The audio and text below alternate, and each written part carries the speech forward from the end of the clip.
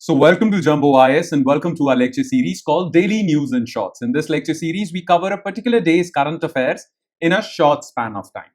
Now, I know we are 1 or 2 days behind schedule, okay? And maybe the festive season was to blame for this, but don't worry at all. I will cover each and every day's current affairs till your examination, okay? Yes, we have a little bit of backlog, but we will cover that backlog with 1 or 2 extra classes, okay? So don't worry about that. All right. Now let's begin today's discussion. But first, let's take a look at the list of topics that we shall cover today. Okay, so let's quickly begin today's current affairs. So daily current affairs, 22nd of October, Wednesday, and here is the list of topics. The first topic is related to mosquitoes in Iceland. Well, Iceland and the Arctic countries or northern European countries are not used to mosquitoes. But because of global warming, this is happening. So we'll investigate this topic. Then we'll talk about 9 years of UDAN Scheme because Ministry of Civil Aviation celebrated 9th anniversary of UDAN Scheme. So what is UDAN Scheme and what was its success so far? What has been its success so far? We'll talk about this. Then 5 more beaches from Maharashtra have been given blue flag certification or tag. So what is this blue flag tag? We'll talk about this. And in the end, we'll talk about a new ancient Harappan site, Indus Valley Civilization site that was discovered and that basically enhances our understanding of this ancient civilization. So this is topic number 4. Okay. So these are the 4 topics. Topic number 1 is related to environment portion of your UPSC syllabus. Topic number 2 is policy, governance, infrastructure, which is economics portion of your UPSC syllabus. Topic number 3, again related to infrastructure, economics and policy governance portion. And topic number 4 is clear-cut history. Rarely history comes in current affairs, but when it does, we have to mark it down. Okay. So history portion of your UPSC syllabus. So these are the 4 topics that we shall discuss. Let's start discussing them one by one, starting with topic number 1, and that is mosquitoes in Iceland. Now look, mosquitoes, these insects thrive in tropical regions where temperatures are high and moisture content is also high, right? Mosquitoes thrive over here. And that is why mosquito-borne diseases like malaria, dengue, and all these category of diseases, they basically mostly happen in tropical regions. Temperate regions or colder regions of this planet, well, they don't experience mosquito breeding. They don't experience or they don't get mosquitoes, and that is why they're free from mosquito-borne diseases. But as you all know, global warming is happening, and colder regions like Europe are also becoming a little bit warm. And because of that, now mosquitoes are being spotted in these colder regions. Now, one such cold country is called Iceland. And Iceland has recently spotted mosquitoes. Now, this is alarming news for people who worry about climate change because of global warming. Well, colder regions are becoming warm. And the diseases that mostly affect these warm regions will also now affect colder regions in future. So it is ringing alarm bells across temperate regions, Europe and North America. Nonetheless, we'll talk about the science behind this, why global warming is causing increased mosquito sightings in colder countries like Iceland. Okay, so let's begin. Mosquitoes in Iceland. So what was in the news? So Iceland, one of the few places in the world to be free of mosquitoes, recorded its first sighting of the insect this month, this October. Scientists have announced the discovery of 3 mosquitoes, 2 females and 1 male. While it is yet to be confirmed how mosquitoes arrived in Iceland, scientists have said that rising temperatures are making Iceland more hospitable to insects. Now the question is, well, why do insects thrive in warm and humid climates? Why do they thrive in warmer regions? Okay, and why these mosquitoes or these insects have entered Iceland? Basically, global warming is to blame for this. Okay. Now, how is global warming related to this mosquito sighting in Iceland? Okay. So, climate change or global warming. So, first of all, you need to understand certain things about mosquitoes because an MCQ might be asked in prelims. Okay. So, mosquitoes are like arthropods. Arthropods, like spiders and all, they are cold-blooded. Okay. So, mosquitoes are cold-blooded. And because they are cold-blooded, they are unable to regulate their body temperature. So if it is extreme cold or extreme hot, okay, mosquitoes can't survive that because they can't regulate their body temperature. Okay. Well, animals are divided into 2 categories, warm-blooded and cold-blooded. We are warm-blooded. Mammals are warm-blooded.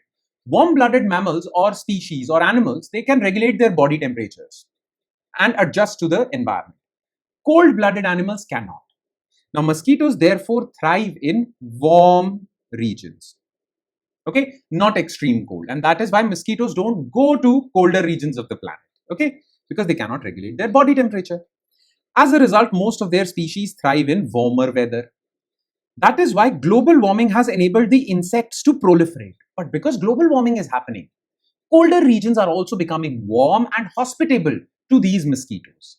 Okay, with rising temperatures, mosquitoes can invade and thrive in habitats which were once considered hostile to them. No-go zones for them, no-go areas for them. Okay, so this is all because of global warming. So understand, mosquitoes are cold-blooded. Now, what other effects or what other consequences occur because of rising temperatures? Okay, how do mosquitoes become more lethal because of rising temperatures? Okay, let's talk about this. So, other impact of rising temperature. When temperatures rise, well, it extends the length of the seasons when mosquitoes are active, because mosquitoes are active during the warm season. If temperatures are rising, well, warm season is also extending its length of time, right? And active mosquito season also becomes more. Then it allows a longer time period for transmission of vector-borne diseases like malaria, insect-borne diseases, dengue, chikungunya. Mosquitoes survive for longer in warmer climates. And in warmer climates, mosquitoes bite more frequently. Their bite intensity increases. Hence, disease spread would also increase. Plus, their reproductive capacity also rises in warm temperatures. And because of that, they proliferate, increase in number, and spread out to, well, far-flung areas as well. This is what happens because of rising temperatures.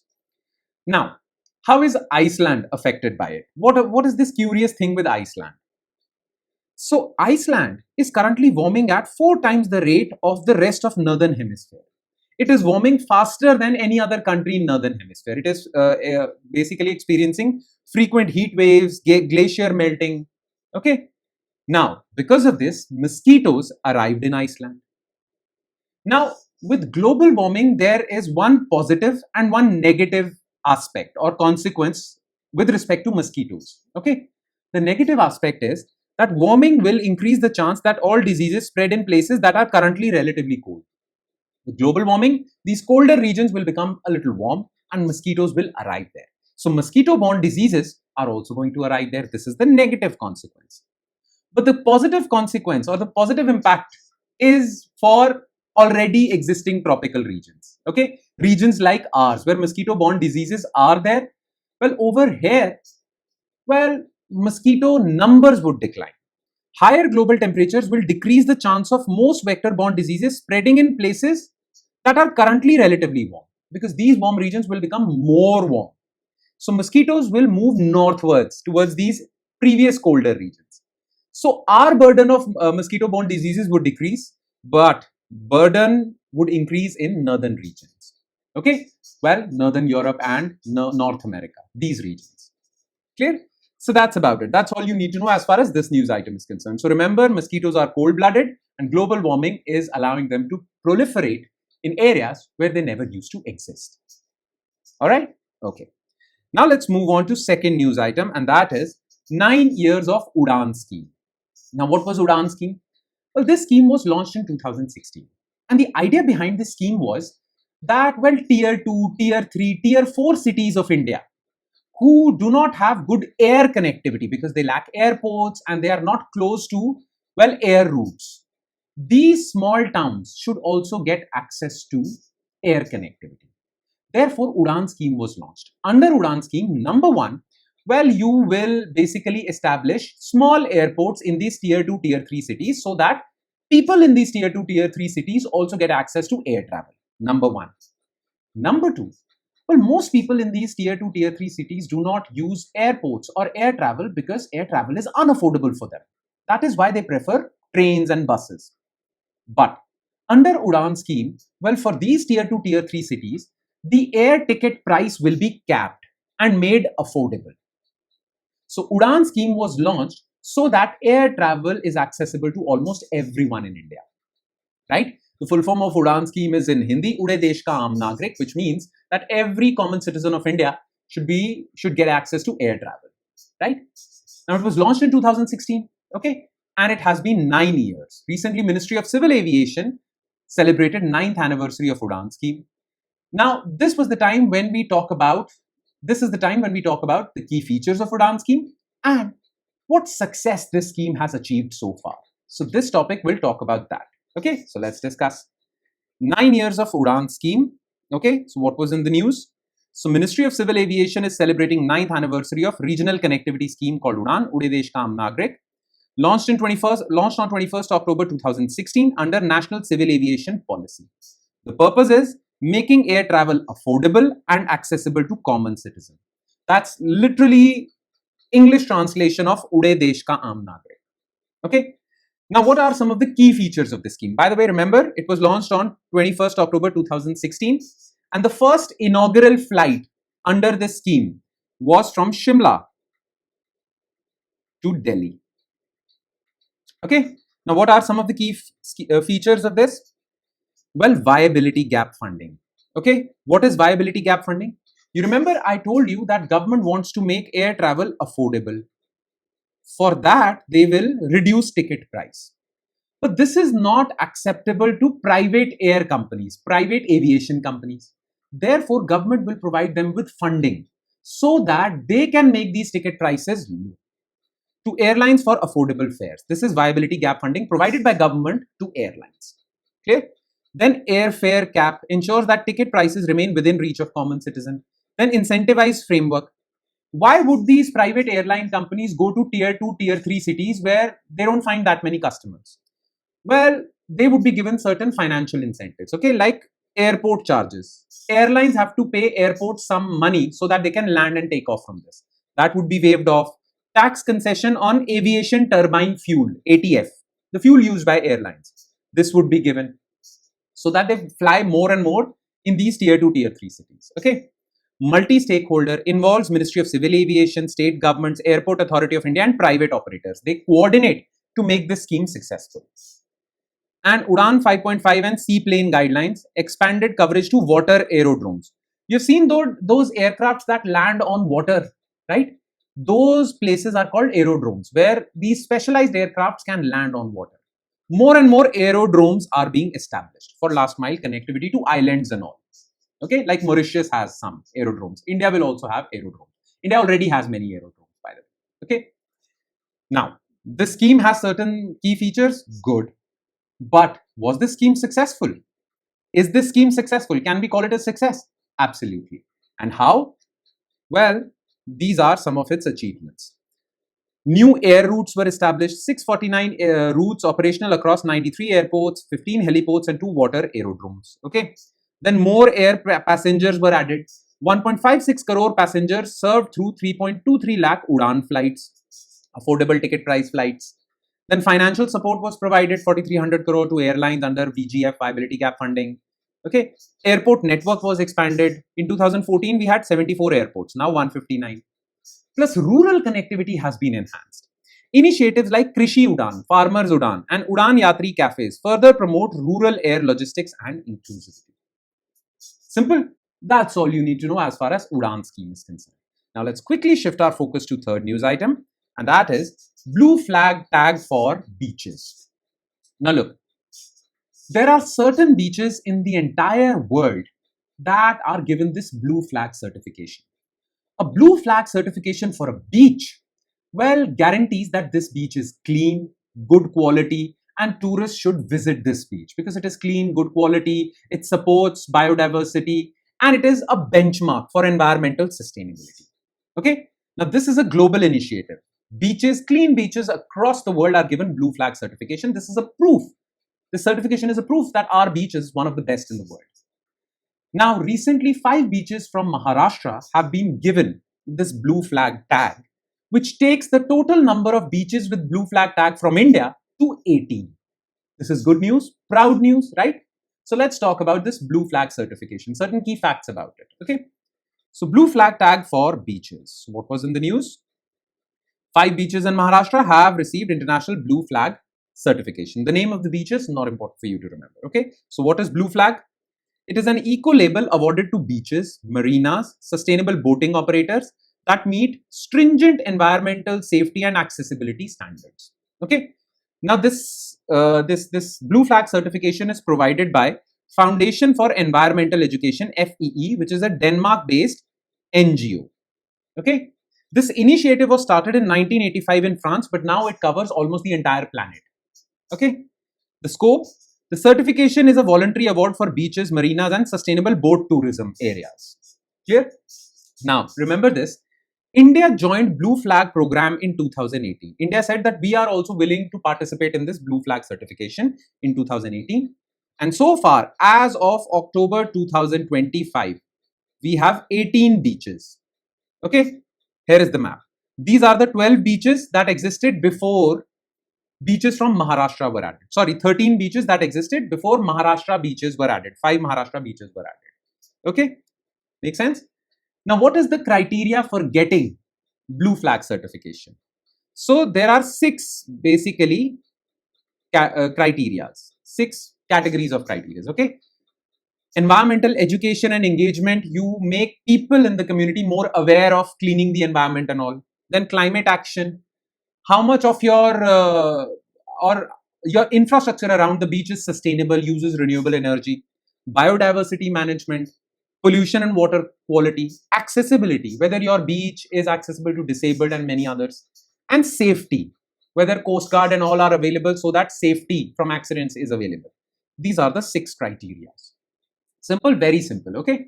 And now let's quickly shift our focus to last news item of the day, and that is ancient Harappan site discovered.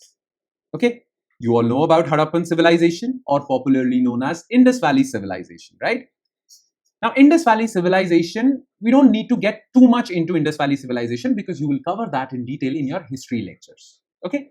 Today, we are going to just focus on why this topic was in the news. Okay. So, let's just straight away jump into it. All right. So, ancient Harappan site discovered. Now, which site was discovered? Now, this is the map of Harappan civilization. Okay. So, this civilization extended from northwest India, Pakistan, okay, and Gujarat. Now, this new site was discovered, which was called Kotada Bhadli. Okay. Now, this site was discovered by researchers from Archaeological Survey of India, Symbiosis Institute of Liberal Arts, and Deccan College for basically these archaeological activities only. Okay. Now, this site was discovered as one of the first caravanserai. Okay. Now, what is a sarai? Sarai is a stopover city. So, if you are a trader, okay, you're a truck operator who trades, buys goods and sells somewhere else. Okay. You stop over because your journey is long. So, you stop at certain places. Certain places are known for stopovers. Those areas are known as sarais. Now, back in the day, instead of trucks, traders used to take caravans. So, Kotada Bhadli was basically, it lied on a trade route where most of the traders with their caravans used to stop for 1 or 2 days, okay, rest, and then go on their journey. This site was discovered. So, remember the name Caravanserai. Some more facts about this Kotada Bhadli site, okay, is an ancient Harappan settlement from the mature Harappan phase, 2300 to 1900 BC. It is now recognized as the earliest known caravanserai. Its location was strategic because it lies in the Kutch district of Gujarat. The site lies strategically along inland trade routes, connecting major Harappan cities like Dholavira in Gujarat, major trading city, Lothal, Shikarpur. What is the importance of this site? It functioned as a rural logistics hub for traders, offering shelter, food, and security to Bronze Age traders. Harappan civilization is Bronze Age, not Iron Age. Designed for short halts rather than permanent habitation. So it was a resting town for traders. All right. Now, why is this discovery significant? Why are people so jubilant and happy about the discovery of Kotada Bhadli? Well, first of all, this pushes back South Asia's organized trade infrastructure by over 2000 years before Silk Route. Generally, it is said that Silk Route from China to Europe across Eurasian landmass was one of the first ancient infrastructure for trading discovered. But this myth or this fact is now shattered because they say that trade infrastructure existed in Indian subcontinent with the discovery of Kotada Bhadli 2000 years before Silk Route. Then this showcases advanced Harappan economy, that we created towns for traders to rest in. And it also showcases advanced trade network in this Indus Valley civilization. So these are some of the significant facts about significance of the discovery of this town, Caravanserai. Remember this term, Caravanserai. All right. And that would be all. With that, we conclude today's session. Thank you so much for watching, everyone. And I'm sure it has added value to your preparation. But it would add more value if you're consistent and regular with this lecture series and you revise it from the notes that are provided on our Telegram channel. And the link to that Telegram channel is provided in the comment section below. So in the hope that you do that, I shall see you next time with another set of news items. Thank you, everyone.